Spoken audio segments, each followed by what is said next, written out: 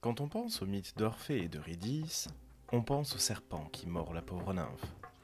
On pense à la promesse d'Orphée au Seigneur des Enfers de ne se retourner sous aucun prétexte sur l'ombre d'Eurydice, qui s'évanouit au regard de son amant. Pourtant, on oublie souvent celui qui est la cause de la mort d'Eurydice. Non pas le serpent, mais le jeune Aristée, qui est l'un des premiers apiculteurs. Prenons le temps d'observer son histoire par le petit bout du mythe. Aujourd'hui, Aristée ou la renaissance des abeilles.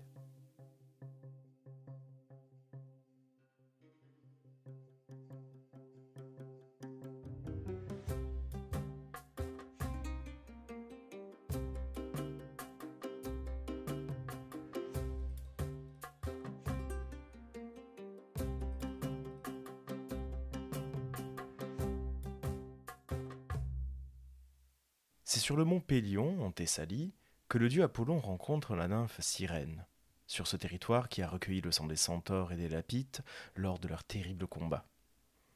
Apollon s'éprend de Cyrène et l'enlève pour la conduire en Libye, partie principale de l'actuelle Afrique du Nord, où elle donne son nom à la ville éponyme, Cyrène. Le poète Pindare la chante dans ses Pythiques comme la patrie d'un vainqueur des Jeux de Delphes.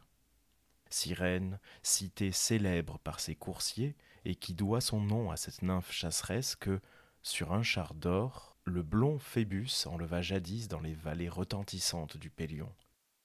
Ce dieu la transporta dans une contrée féconde en fruits et en troupeaux, et l'y établit reine de la florissante Libye, troisième partie du vaste continent. Cyrène est l'une des filles du dieu fleuve Pénée selon de nombreux auteurs, dont Virgile, ou bien elle est la petite fille de celui-ci, si elle a pour père Hypsée, le roi des Lapites. Pindare poursuit ainsi son ode. Jamais la jeune nymphe ne se plut à promener sur la toile la navette légère, ni à se livrer avec ses compagnes aux soins domestiques des festins. Mais, armée de ses flèches d'airain et d'un glaive meurtrier, elle poursuivait les hôtes féroces des bois, les immolait sous ses coups et assurait ainsi la tranquillité des troupeaux de son père. Cyrène apparaît déjà comme une nymphe chasseresse et proche de la nature, à la manière de la déesse Artémis, la jumelle d'Apollon. Virgile la présente comme une divinité fluviale, puisqu'elle vit au fond du fleuve Pénée.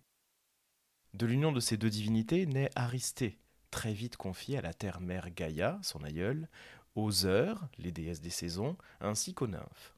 Chiron fait une prédiction à Apollon qui est aussi rappelée par Pindare. Là, elle enfantera un fils que l'illustre Hermès enlèvera à sa mère chérie pour le porter aux heures, assise sur de beaux trônes, et à la terre. Celles-ci prendront le nourrisson sur leurs genoux, distilleront sur ses lèvres le nectar et l'ambroisie, et le rendront immortel.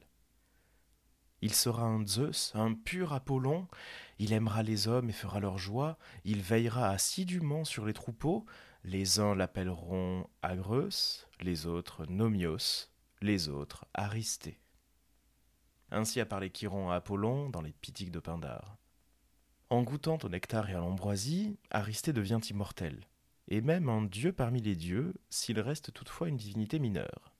Les nymphes lui ont donné 3 noms, on les a cités, Agré, ou Agreus, le champêtre, le rustique, Nomios, le protecteur des troupeaux, qui sont 2 épithètes d'Apollon, c'est-à-dire 2 surnoms d'Apollon, ou encore Aristée, qui signifie le meilleur, qui lui est un surnom de Zeus. Toutes ces divinités protectrices lui enseignent l'art de cailler le lait, d'élever les abeilles et même de cultiver les oliviers. Aristée prend le soin d'enseigner ensuite aux humains ses propres connaissances. Apollonios de Rhodes, un autre poète grec plus récent que Pindare, raconte dans ses Argonautiques qu'Aristée a été élevé par Chiron lui-même, comme tant d'autres fils de divinités. Il dit que les muses elles-mêmes auraient parfait son éducation en lui enseignant médecine, divination, soins aux bêtes, avant de lui choisir une compagne. Quoi qu'il en soit, élevé par Gaïa et les nymphes ou par Chiron et les muses, Aristée finit par connaître bon nombre des secrets de l'agriculture avant de les dispenser aux humains qu'il rencontre. Approchons-nous désormais du mythe qui sert de pivot à l'histoire d'Aristée, celui des abeilles. Laissons d'ailleurs s'exprimer Nonos de Panopolis, un auteur de la fin de l'Antiquité, dans ses Dionysiaques. Ce héros savait aligner les ruches aux 1000 alvéoles et y fixer les travaux de l'abeille errante qui, solitaire, va dans la prairie de fleur en fleur. là où croissent les fruits d'or, et, voltant sur les touffes, de l'extrémité de sa trompe aspire le plus exquis de leur suc. Et il commençait par envelopper son corps, du bout des ongles jusqu'aux cheveux, dans les mailles d'une tunique de lin au tissage serré. Et, grâce à un piège habile, la fumée suffocante d'un feu, il endormait celle qui voulait lui faire du mal. Puis, brandissant au vent sa torche qui menaçait les abeilles dans leur amour pour la ruche, il élevait 2 disques de bronze. Enfin, tandis que, pour le fruit de leur peine abritée sur les rayons, elles bruissaient et s'agitaient en un tumulte ininterrompu, une paire de castagnettes à la main, menant grand tapage, il se protégeait contre l'aiguillon terrible de l'abeille qui partait en guerre, et, tranchant l'enveloppe de cire polygonale, il en extrayait le trésor étincelant du miel qui naît goutte à goutte. On retrouve ici ce que résume Diodore de Sicile sur les capacités et l'ingéniosité d'Aristée. Nonos poursuit en rappelant que le premier, il découvrit l'huile dont perle la liqueur, le jour où, broyant le fruit sous la lourde pierre d'une meule, il exprima le produit onctueux de la juteuse olive. Il est presque un deuxième Prométhée dans ces extraits, mais bien plus positif et moins châtié par les dieux que Prométhée lui-même. Aristée apparaît aussi comme un personnage à la recherche de la confrontation et de la supériorité sur les autres. Est-ce lié à son nom, qui signifie le meilleur ? Il s'est frotté à Dionysos, dans un combat gustatif rappelé une nouvelle fois par Nonos et qui est difficile à placer dans une chronologie claire. C'est lui qui, à cause du doux miel qu'il tirait des 1000 alvéoles de ses ruches, avait dressé une nuque arrogante et lancé un défi à Dionysos, le dispensateur du vin, dans le fol espoir de remporter une victoire aussi douce que le miel. Les deux concurrents avaient eu pour juge tous les habitants de l'Olympe, mais quand le fils de Phoebos eut offert aux immortels le suc nouvellement coulé de ses ruches, il n'avait pas obtenu la victoire douce comme le miel. Car les dieux, après avoir goûté l'épais breuvage de l'abeille butineuse, éprouvèrent une prompte satiété pour cette boisson dépourvue de charme. La satiété prit les bienheureux à la 3e coupe, et, lorsque la 4e fut prête à son tour, ils n'y goûtèrent point, bien qu'ils fussent fort altérés. Mais dès que Bacchos se mit à puiser son breuvage, ils furent sous le charme de l'exquise liqueur qui ruisselait et burent un jour entier, sans arrêt, des rasades de vin. Et dans leur ivresse, ils s'extasiaient sur la douceur de ce vin, l'un après l'autre, et réclamaient coupe sur coupe, d'un cœur joyeux, s'abandonnant sans se rassasier à la liesse que procure le vin ensorceleur. Zeus loua l'ouvrage de l'abeille qui distille le miel, le produit savant qu'enfante la ruche, ce présent d'Aristée, mais c'est à Dionysos, le dispensateur du vin, qu'il donna à emporter le premier prix pour une victoire qui libère de toutes les peines. Pourtant, Aristée participe à la guerre contre les Indiens, une guerre menée par Dionysos dans sa propre Odyssée sur l'ensemble du monde connu pour devenir un dieu. Les deux personnages se rapprochent beaucoup malgré ces moments de concours. Diodore de Sicile rapporte au détour d'une phrase que Dionysos aurait initié Aristée à ses mystères et notamment à ses orgies. Sacré Dionysos. La deuxième confrontation, plus violente, est celle qui a coûté la vie à Eurydice. Et pris depuis longtemps de la nymphe, Aristée la poursuit le jour même de ses noces avec Orphée. Une autre version dit qu'une des abeilles d'Aristée tentait de la piquer, et quoi qu'il en soit, Eurydice se précipite dans les hautes herbes, tout près d'un fleuve, où se trouvait le serpent qui la mord et la tue sur le champ, loin des yeux d'Aristée, mais aussi loin des yeux d'Orphée. Virgile exprime la douleur des proches d'Eurydice dans ses Géorgiques. Les dryades, ses compagnes, remplissent les montagnes de leurs cris. Les cimes du Rhodope pleurent, les hauteurs du Pangée, la patrie guerrière de Rhésos, le pays des Gètes, les bords de l'Èbre, et ceux où a été transportée la belle Eurytie, pleurent Eurydice.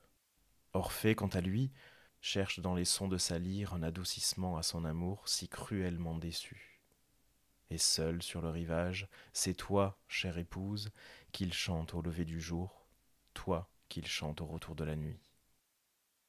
Dans cet extrait, les nymphes des 4 coins du monde pleurent Eurydice. Et cette mort a provoqué la fin des abeilles d'Aristée. Les nymphes, en pleurant, ont demandé aux dieux de faire périr les bêtes chéries du fils d'Apollon.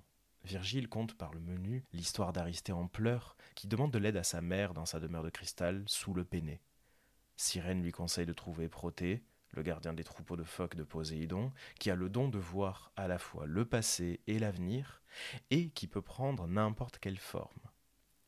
Aristée parvient à contraindre Protée et à lui expliquer l'origine de ce drame, et Protée lui relate l'histoire d'Orphée et d'Eurydice. Ensuite, Cyrène le rejoint et lui donne le secret de la bougonie, une naissance spontanée issue d'un corps de bœuf. Afin d'apaiser la colère des nymphes, elle dit à son fils « Choisis 4 taureaux remarquables, d'une forme parfaite, parmi ceux que tu fais paître à présent sur les sommets du lycée verdoyant, et autant de génisses dont la nuque n'ait pas encore été touchée par le joug. Pour ces victimes, dresse 4 autels devant les hauts sanctuaires des déesses, fais couler de leur gorge un sang consacré et abandonne leurs cadavres tels quels sous les frondaisons du bois. Puis, quand la 9e aurore se sera levée, tu offriras en expiation aux mânes d'Orphée des pavots du Léthé. Pour apaiser Eurydice, tu l'honoreras en lui sacrifiant une génisse. Enfin, tu immoleras une brebis noire et tu retourneras au bois sacré. » Et Aristée respecte ce rituel. Virgile complète « Alors, prodige soudain et merveilleux à dire, on voit à travers les chairs liquéfiées des bœufs des abeilles grouiller dans tout leur ventre en bourdonnant, et s'échapper à gros bouillons des flancs éclatés, puis se former en nuées immenses et affluer en masse au sommet d'un arbre dont elles font ployer les branches en y suspendant leurs grappes. » Et c'est ainsi que Virgile clôt l'essentiel de ces géorgiques. L'histoire d'Aristée ne s'arrête cependant pas ici. Un autre pan du mythe le dit époux d'une des filles de Cadmos, ce roi fondateur de Thèbes qui est parvenu à tuer un dragon de la fontaine d'Arès avant d'en semer ses dents. Oui, semer les dents d'un dragon. Nonos nous donne quelques détails sur le mariage entre Aristée et Autonoé. Le riche Aristée épousa le premier, suivant les coutumes des mariages champêtres, Autonoé. Cadmos ne refusa point pour gendre un fils d'Apollon, si habile dans l'art des pâturages, le bienfaiteur des hommes. Et il donna sa fille à l'époux dont le génie supérieur sut assoupir l'ardeur fatale de la canicule sous les haleines salutaires des vents tombés du ciel. Et ce fut un riche hyménée, car l'étranger apporta en dot à son épouse d'immenses troupeaux de bœufs, de chèvres et de brebis nourris sur les montes. Puis de lourdes amphores remplies d'huile que la foule de ses serviteurs soulevait en pliant sous le fardeau. Enfin, des produits nombreux des ruches de l'industrieuse abeille. Bientôt, de la couche d'Aristée et d'Autonoé naquit Actéon. Actéon, le serviteur d'Artémis, l'ami des monts et des ravins, issu du sang d'un chasseur, il eut des penchants de son père. Et comment le malheureux Actéon n'eût-il pas appris l'art et les soucis de la chasse quand il avait pour aïeule la nymphe Cyrène, exterminatrice des lions ? Jamais ours des montagnes ne le vit fuir, jamais il ne trembla même devant le regard de sang de la lionne qui vient d'être mère. Souvent il épie le léopard et l'abat dans ses bonds impétueux, et toujours le berger Pan le suit de ses yeux stupéfaits lorsque, sur les sommets des collines, il devance la rapidité du cerf. En effet, ce malheureux Actéon a longuement observé Artémis dans son bain, comme le raconte Ovide et Nonos. Il a été châtié par la déesse qui l'a transformé en cerf avant de lâcher sur lui, le chasseur, ses propres chiens de chasse pour le poursuivre et le mettre en pièces. La douleur d'Autonoé d'Aristée est immense. Autonoé est dépeinte comme un limier à la recherche de chaque partie du corps de son fils. C'est ainsi que Diodore de Sicile raconte les actions d'Aristée. Après la mort d'Actéon, Aristée se rendit, disent-ils, à l'oracle de son père, et Apollon lui prédit son émigration pour l'île de Chéos et les honneurs qu'il recevrait des habitants. Il fit voile jusqu'à cette île, et, comme un fléau s'était abattu sur la Grèce, il fit un sacrifice pour le salut de tous les Grecs. Comme ce sacrifice eut lieu pendant que se levait l'astre brûlant, au moment où les vents étésiens se mettaient à souffler, les maladies pestilentielles prirent fin. Quelqu'un qui reconsidérerait cet événement s'étonnerait à bon droit de la singularité de cette péripétie. Alors que son fils est mort, tué par ses propres chiens, c'est lui qui, grâce à l'astre, qui, parmi les astres du ciel, portait le même nom et qui était considéré comme destructeur, délivra les hommes et fut responsable du salut des autres. D'après Diodore de Sicile, Aristée passe pour un protecteur de l'île de Céos, aujourd'hui Kea ou Tsia, dans cet épisode de canicule, ce chien céleste, ce Sirius qui est au plus haut lorsque l'été connaît ses pires chaleurs. Aristée poursuit ensuite son périple en Libye, mais aussi en Sardaigne où il s'établit. Il parvient à planter de nombreux arbres et à rendre le sol cultivable avant de visiter d'autres îles et de s'arrêter quelque temps en Sicile. Son émerveillement était total, et Diodore nous dit « En raison de l'abondance des fruits qu'on trouvait dans cette île et de la quantité des troupeaux qui s'y repaissaient, il mit tous ses efforts à prodiguer aux indigènes les bienfaits qui lui étaient propres. C'est pourquoi, disent-ils, Aristée fut particulièrement honoré de la part des habitants de Sicile, comme un dieu, et surtout par ceux qui récoltaient les fruits de l'olivier. » Il semblerait que ce soit après ses pérégrinations dans les îles de Méditerranée qu'Aristée prend part à la guerre contre les Indiens que mène Dionysos. Enfin, Aristée demeure quelque temps sur le mont Haïmos, sur les hauteurs du Rhodope, une chaîne de montagnes qui couvre la frontière entre l'actuelle Grèce et la Bulgarie. Diodore dit qu'Aristée devient invisible aux hommes et obtient les honneurs divins non seulement chez les barbares, mais encore chez les Grecs. C'est ainsi que s'achève l'histoire d'Aristée, qui a fait l'objet de nombreux cultes dans le monde grec, et qui serait même, selon certains, le personnage derrière la constellation du Verseau, même si on pense souvent à Ganymède. À Rome, la déesse du miel et des abeilles est Mélonia, qui correspond à Mélita en grec. La découverte des mythes par le petit bout de la lorgnette vous a plu, et vous souhaitez en découvrir davantage sur les petites légendes de la mythologie ? Venez suivre le prof de latin grec sur Instagram ainsi que sur les autres réseaux sociaux. Abonnez-vous à ce podcast sur votre plateforme de streaming préférée pour suivre les prochains épisodes. Partagez à l'envi ces histoires à tous les férus de mythologie.